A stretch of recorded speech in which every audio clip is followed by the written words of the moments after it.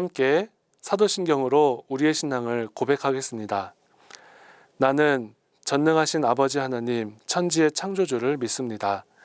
나는 그의 유일하신 아들 우리 주 예수 그리스도를 믿습니다. 그는 성령으로 잉태되어 동정녀 마리아에게서 나시고 본디오 빌라도에게 고난을 받아 십자가에 못 박혀 죽으시고 장사된 지 사흘 만에 죽은 자 가운데서 다시 살아나셨으며 하늘에 오르시어 전능하신 아버지 하나님 우편에 앉아 계시다가 거기로부터 살아있는 자와 죽은 자를 심판하러 오십니다.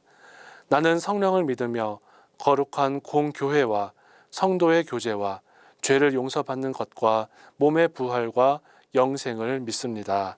아멘.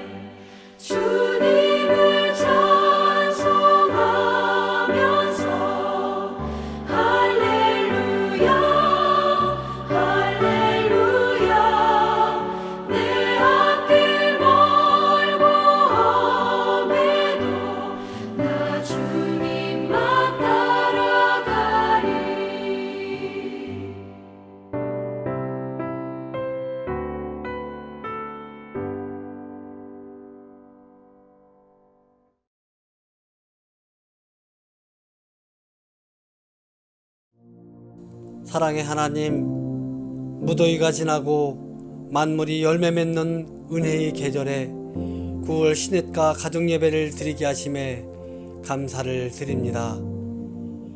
교회를 사랑하시는 하나님, 우리 천안중앙교회가 예배의 은혜가 충만하며 완전하기보다 건강한 교회가 되게 하여 주시고 처음 사랑을 회복하는 교회, 하나님의 뜻을 이루어가는 교회가 되게 하옵소서.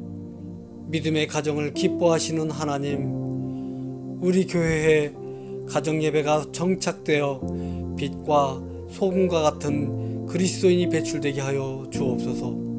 하나님 나라의 하나의 미랄이 되어 주신 사명을 감당하게 하여 주옵소서. 가정마다 말씀의 용사, 기도의 용사, 찬양의 용사들이 배출되게 하여 주옵소서. 주님이 기뻐하시는 하나님의 나라를 세워가게 하여 주시고 성령으로 충만한 가정이 세워지는 교회가 되게 하여 주옵소서. 우리에게 구원의 은혜를 베푸신 예수님의 이름으로 기도드리옵나이다. 아멘. 오늘 우리에게 주시는 하나님의 말씀은 출애굽기 1장 15절부터 21절까지의 말씀입니다. 하나님의 말씀을 봉독하겠습니다. 애굽 왕이 히브리 산파 시브라라 하는 사람과 부하라 하는 사람에게 말하여 이르되 너희는 히브리 여인을 위하여 해산을 도울 때에 그 자리를 살펴서 아들이거든 그를 죽이고 딸이거든 살려두라. 그러나 산파들이 하나님을 두려워하여 애굽 왕의 명령을 어기고 남자 아기들을 살린지라. 애굽 왕이 산파를 불러 그들에게 이르되 너희가 어찌하여 이같이 남자 아이들을 살렸느냐. 산파가 바로에게 대답하되 히브리 여인은 애굽 여인과 같지 아니하고 건장하여 산파가 그들에게 이르기 전에 해산하였더이다 하매 하나님이 그 산파들에게 은혜를 베푸시니 그 백성은 번성하고 매우 강해지니라. 그 산파들은 하나님을 경외하였으므로 하나님이 그들의 집안을 흥왕하게 하신지라. 아멘.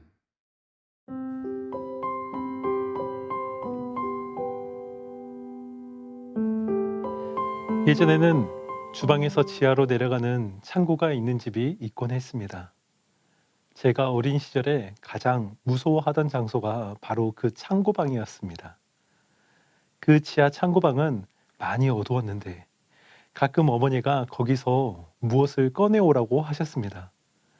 그러한 심부름을 받으면 저는 굉장히 조마조마하는 마음으로 내려갔다가 뛰어 올라오곤 했습니다. 여러분, 혹시 어린 시절에 무엇을 무서워하셨나요? 사실 어렸을 때 무서워하였던 것 중에는 시간이 지나면서 자연스럽게 극복이 되는 것들이 많습니다. 그렇지만 또 다른 부분에서 극복하기 어려운 부분들이 생겨나곤 합니다. 일반적으로 사람들은 권력 있는 사람, 힘 있는 사람을 두려워하기 마련입니다. 자신만이 아니라 가족들에게도 직접적인 영향을 줄 수 있기 때문이죠. 그런 점에서 오늘 본문의 바로왕은 당시 이집트에서 최고 가는 권력자였기에 노예로 살고 있는 히브리 사람들에게는 정말 두려운 사람이었습니다. 그런데 그러한 바로왕이 히브리 산파들을 불러서 한 가지를 명령합니다. 그것은 히브리 여인의 출산을 도울 때 아들이 태어나면 죽이라는 것이었습니다. 당시는 왕의 말이 곧 법이었고 히브리 민족은 노예였기에 살고 싶다면 왕의 말을 따를 수밖에 없는 상황이었습니다. 그런데 이 산파들은 애굽 왕의 명령을 따르지 않았습니다. 그랬다는 사실은 자신과 가족의 생명과 모든 것을 잃을 수도 있는 두려움을 극복하였다는 것입니다. 또한 산파들은 두려움만이 아니라 큰 유혹도 극복하였습니다. 왜냐하면 이 명령을 잘 수행해내면 당연히 더 나은 삶이 보장되는 상황이었기 때문입니다. 이것은 당시에 가장 약자였던 노예 여인들에게는 큰 유혹이었음이 분명합니다. 그러나 그녀들은 그 유혹에 넘어가지 않았습니다. 두려움만이 아니라 유혹까지도 극복하였던 것입니다. 그런데 지금도 세상은 우리에게 이것을 요구합니다. 세상의 가치를 따라야만 우리가 위험에 처하지 않고 더 나은 삶을 살 수 있는 것처럼 우리를 위협하고 유혹하는 것입니다. 그렇다면 여러분, 우리도 이러한 일들을 극복해내기 위해서 어떻게 해야 될까요? 17절을 보시면 이렇게 말씀하고 있습니다. 그러나 산파들이 하나님을 두려워하여 애굽 왕의 명령을 어기고 남자 아기들을 살린지라. 이 산파들이 애굽 왕의 명령을 어긴 것은 한 가지 이유 때문이었습니다. 바로 하나님을 두려워했다는 것입니다. 그러니까 지금 눈에 보이는 애굽 왕보다도 눈에 보이지 않으시는 하나님을 두려워하였다는 말씀입니다. 마태복음 28장 20절 하반절에서 볼지어다 내가 세상 끝날까지 너희와 항상 함께 있으리라 하시니라 라고 말씀하시고, 여호수아 1장 9절에서도 강하고 담대하라 두려워하지 말며 놀라지 말라 내가 어디로 가든지 내 하나님 여호와가 너와 함께 하느니라 하시니라 라고 말씀하셨는데, 마치 그와 같이 함께 하시는 하나님을 의식하였던 것입니다. 바로 이러한 마음이 오늘 본문의 산파들에게 있었습니다. 그래서 애굽 왕의 명령을 받았음에도 하나님을 잊지 않을 수 있었습니다. 그리고 그러한 마음이 있었기에 큰 두려움과 큰 유혹을 극복해낼 수 있었습니다. 그렇게 우리도 내가 평상시에 얼마나 하나님을 의식하며 살고 있는가를 점검해야 합니다. 여러분은 혹시 평소에 얼마나 하나님을 의식하시나요? 우리가 집에 있을 때나 또 길에 있을 때나 어느 장소에 있든지 우리 주님께서는 언제나 우리와 함께 하십니다. 이러한 믿음으로 사는 사람은 세상의 가치와 논리에 지배당하지 않습니다.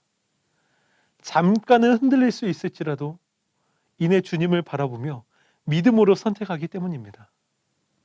여러분, 오늘 본문의 산파들은 애굽 왕 바로가 무섭지 않았을까요? 당연히 무서웠을 것입니다. 자칫하다간 모든 것을 잃게 되기 때문입니다. 그럼에도 불구하고 그 명령을 따르지 않았던 이유는 단 한 가지, 하나님을 두려워했기 때문이었습니다. 그런데 21절에는 여인들의 이러한 마음을 하나님을 경외한 것이라고 기록하고 있습니다. 하나님께서는 이처럼 하나님을 경외하는 사람을 결코 망하게 하지 않으십니다. 왜냐하면 그러한 사람이야말로 진실한 믿음의 사람이기 때문입니다. 그래서 본문 20절에서 하나님께서 그 산파들에게 은혜를 베푸셨고 라고 기록하고 있고, 또 21절 하반절에는 하나님이 그들의 집안을 흥화하게 하신지라 라고 기록되어 있습니다. 그렇게 여러분, 이제 세상적인 두려움과 유혹을 말씀과 같이 극복하기를 바랍니다. 두려운 순간이 있을 수 있습니다. 유혹을 받을 수도 있습니다. 그러나 그 순간에 언제나 우리와 함께 하시는 우리 하나님을 기억하시고 그 하나님의 시선을 의식하는 우리의 가정이 되기를 바랍니다. 그리하여서 하나님께서 진정으로 인정하시는 믿음의 가정, 믿음의 사람이 되는 우리 되기를 간절히 바랍니다. 기도드리겠습니다. 사랑의 아버지 하나님, 저희 가정이 오직 하나님만을 바라보고 그 두려움을 극복해낼 수 있는 우리 가정이 될 수 있도록 인도하여 주시옵소서. 세상을 바라보며 두려워하는 것이 아니라 그 속에서도 우리를 지켜내시는 아버지 하나님을 온전히 주목할 수 있는 믿음이 있게 하여 주옵소서. 간절히 구하며 예수님의 이름으로 기도드리옵나이다. 아멘.